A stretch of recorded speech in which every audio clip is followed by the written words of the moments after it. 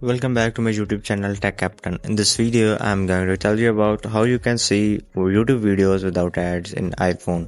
So let's start the video. The first thing you have to do is open Play Store or App Store in your iPhone. Then search here Brave Private Web Browser.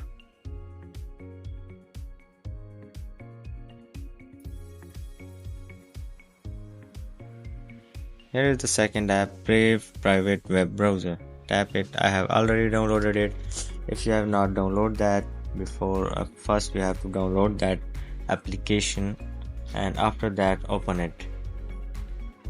Now you can see that icon of YouTube. Open YouTube. Search any video you want to see in the YouTube. For example, I am searching my own channel. Now play any video.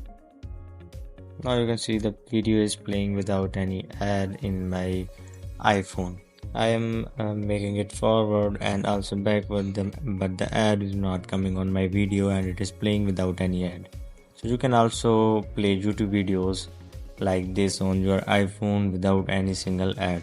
That's it for the video. I hope you guys like this video. Don't forget to subscribe my YouTube channel Tech Captain, and I will see you in the next one.